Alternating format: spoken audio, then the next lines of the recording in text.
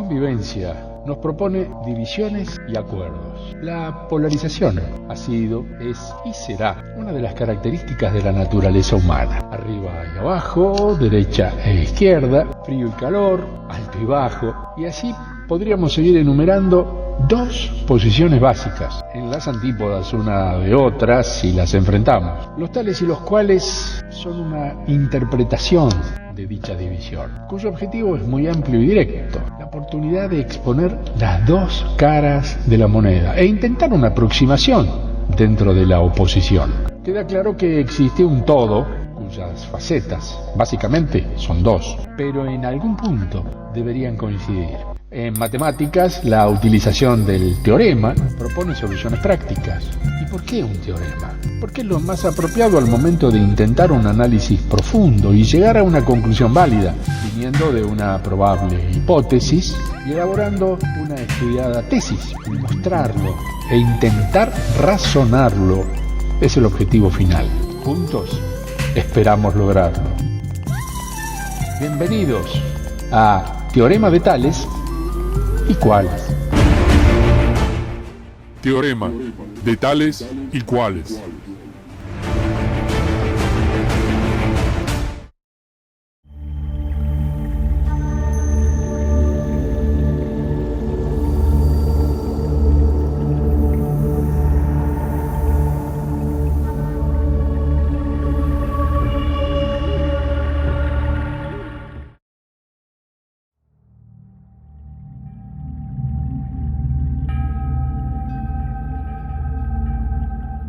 La probabilidad de que la vida fuera creada por azar es más o menos la misma de que un huracán, al cruzar un depósito de chatarra, pudiera crear un Boeing 707.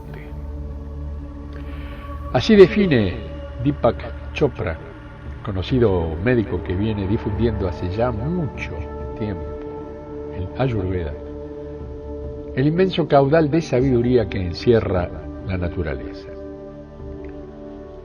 Poner en equilibrio nuestra conciencia determina un sí o un no a la enfermedad. El primer paso a dar es creer que siempre hay algo más allá de lo conocido.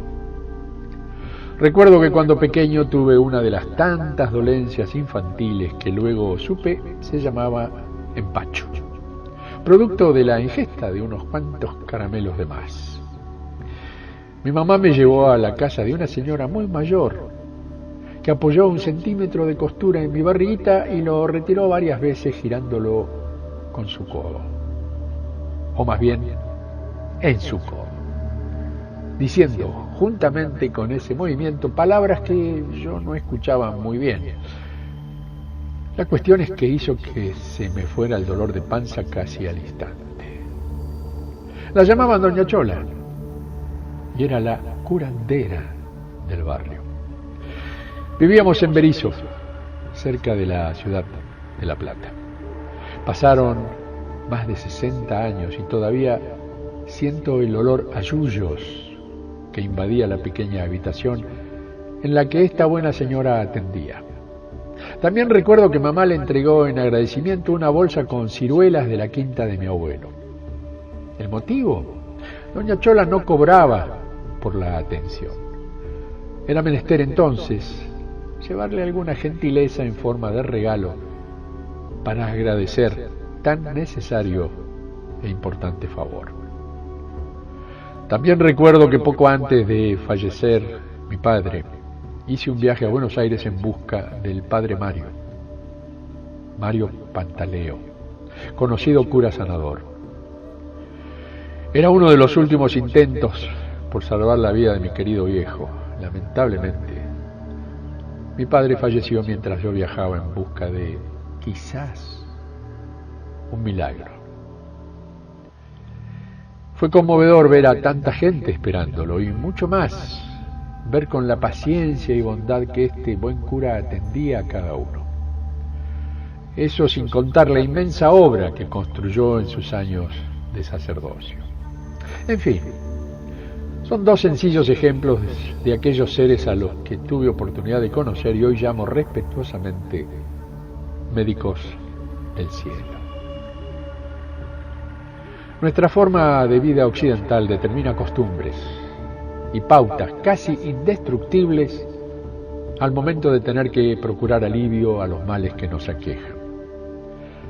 Queda establecido que quien no cuente con una obra social está huérfano de posibilidades cuando alguna enfermedad o accidente lo desequilibra de su vida normal. Si a esto le sumamos los considerables miedos que la ignorancia determina en quienes poco conocen de su cuerpo y sus reacciones, el momento a vivir frente a tal o cual dolencia puede transformarse fácilmente en un verdadero drama. Se ha determinado una creencia cuasi santificada hacia los médicos actuales. El común de la gente supone que las técnicas contemporáneas y su aplicación son garantía suficiente para la total curación.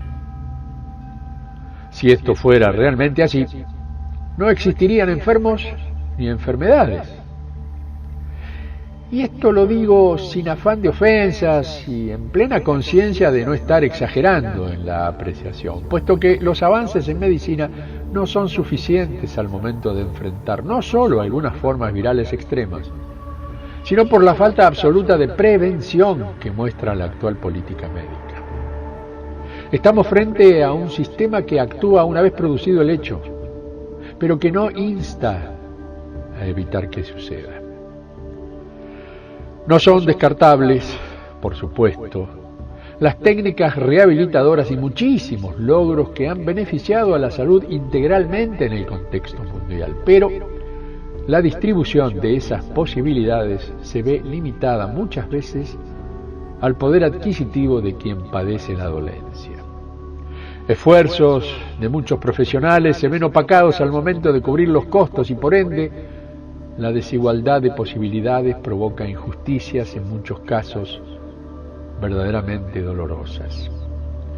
Gente pidiendo por los medios masivos de comunicación que la sociedad les ayude a juntar cifras muchas veces millonarias que espantan por los ceros y la frialdad de quienes las solicitan. Todo tiene una explicación, pero lo racional sería que esto no sucediera, porque el momento de la enfermedad es una instancia de desesperación que implica en la inmensa mayoría de los casos llegar hasta los límites más insospechados del sacrificio con tal de procurar la salvación propia o de ese ser querido que esté atravesando tal situación. Y no son pocos los que dejan de aprovechar esta coyuntura.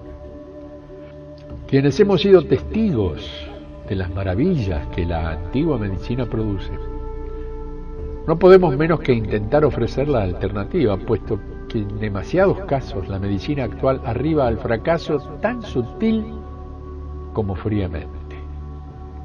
Y ese fracaso no es otra cosa que la pérdida de una vida humana, ni más ni menos. El don de curar no es solamente fruto de un estudio universitario. Tiene que ver con numerosos factores que amplían poderosamente el campo de batalla del médico y sus reales posibilidades de triunfo. Porque no solamente es el cuerpo el que se enferma. Muchas dolencias provienen de intensos desequilibrios energéticos, cosa que la medicina actual no solamente desconoce, sino que cuando tiene acceso a esa información, la niega sistemáticamente considerándola parte del absurdo ideario popular. Aunque muchos aparatos sofisticados pueden medir estos campos del alma humana, la interpretación es según la visión que se tenga y la base sobre la que haya sido construido ese conocimiento.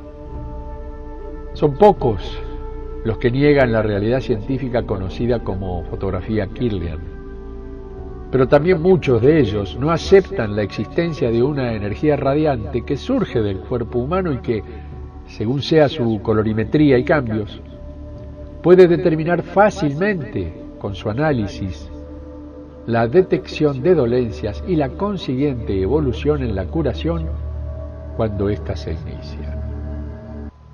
Diríamos paradojas cientificistas. En la India se emplea el Ayurveda y en China la acupuntura desde hace siglos. Es decir, que si nos basamos en los millones de humanos que creen en estas ancestrales técnicas, 1/3 de la humanidad respeta la medicina natural.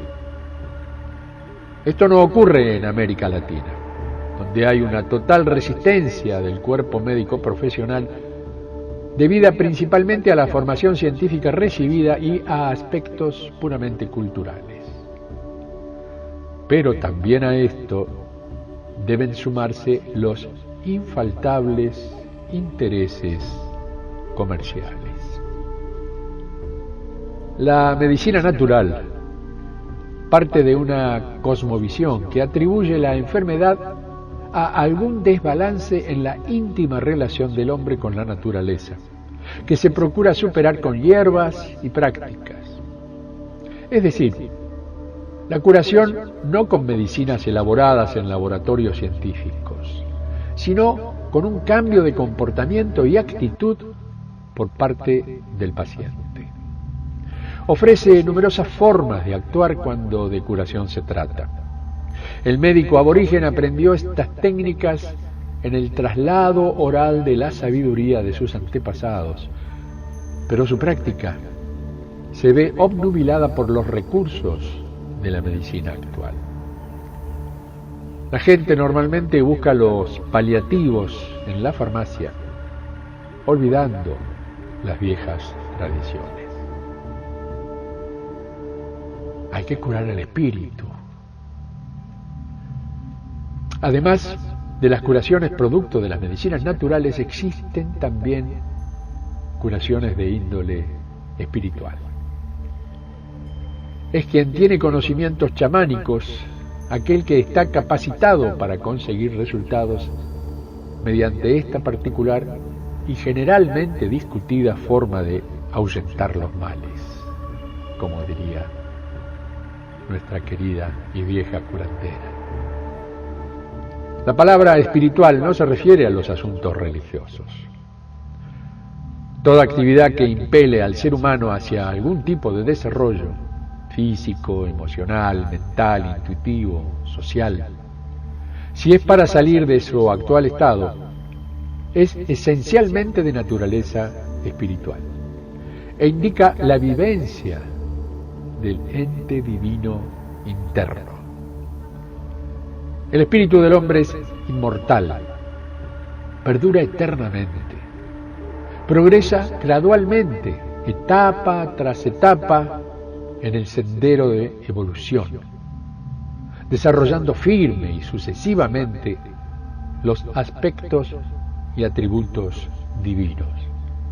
Es en este plano delicado y sutil para la visión tridimensional humana donde se producen fenómenos que sólo la sabiduría antigua puede explicar y, llegado el caso, solucionar.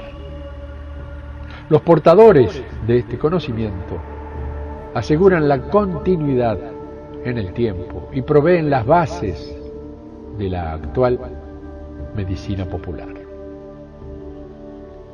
Es con este nombre, medicina popular, tradicional o folclórica, que se agrupan prácticas complementarias o alternativas al sistema oficial o científico, que responden al mecanismo de creencias propio de un grupo humano particular, con fuerte base en un enfoque cultural del concepto salud-enfermedad. Su origen e interpretación proviene de la antigua medicina aborigen. Los fundamentos de la medicina aborigen desaparecieron con la conquista española y muchos conocedores de esas prácticas fueron quemados. La medicina moderna somete esos conocimientos a una discriminación que debería ceder lugar a su aprovechamiento en beneficio de la salud de todos. Por su parte, el aborigen, marginado permanentemente de la sociedad y de las nuevas estructuras económicas, se encuentra en la actualidad indefenso. No posee acceso económico a la medicina científica ni a los productos medicinales, y su vituperada medicina cada día tiene menos especialistas altamente capacitados, con lo que se pierden las nociones del manejo correcto de las hierbas, su empleo y los saberes propios de su cultura. Complementar es la premisa. No son pocos los médicos universitarios que se rinden frente a un empacho o un mal de ojo, sin descartar una culebrilla o cualquier otra forma de enfermedad espiritual cuya resolución no está fundamentada en una píldora o una inyección. Y tampoco son pocos los que hoy día están comenzando a utilizar formas mixtas de diagnóstico y curación, tomando lo más útil de cada técnica y no considerando solamente si se trata de lo estudiado en la universidad o lo aprendido por la tradición oral.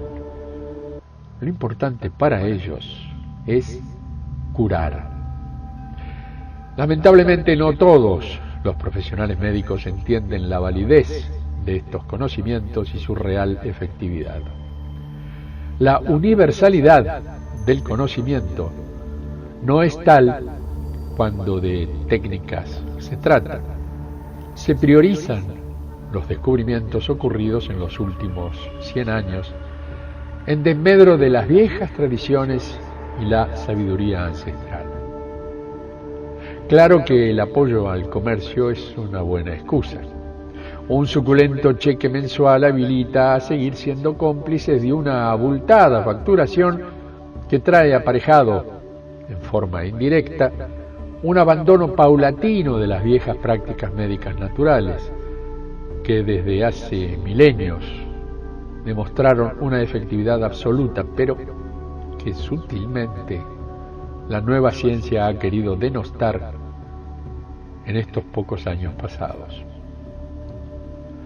Se suele confiar más en una marca o rótulo que en la verdadera efectividad del producto. Y lo absurdo es que ese producto contiene en su desarrollo los mismos elementos vegetales y minerales que el médico popular sugiere en forma de té, ungüento u otro tipo de opción curativa.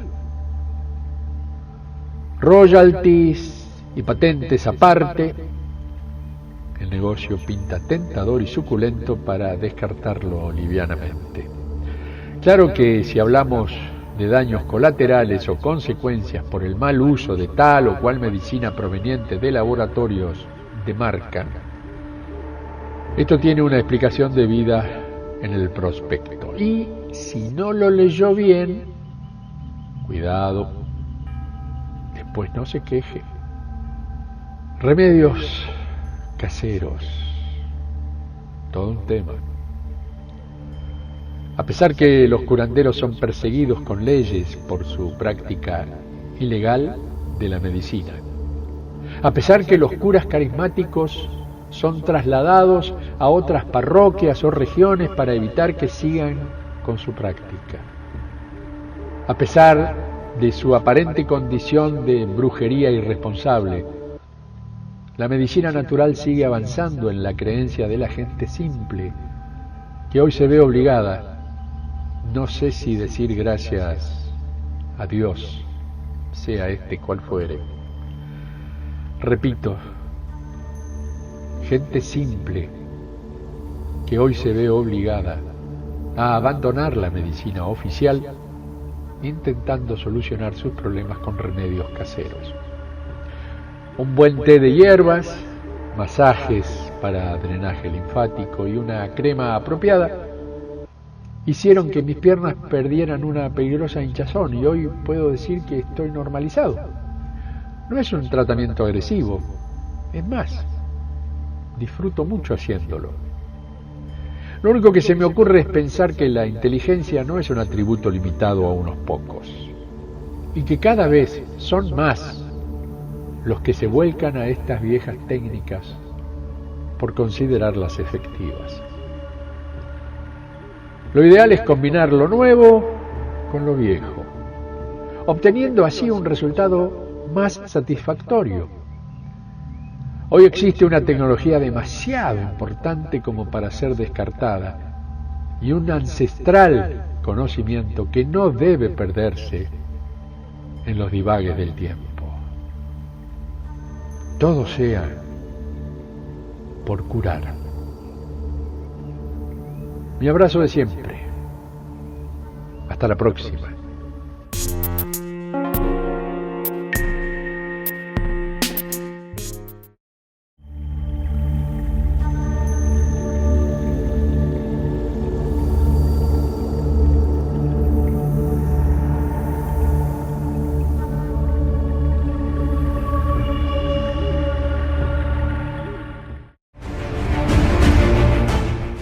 Teorema de tales y cuales.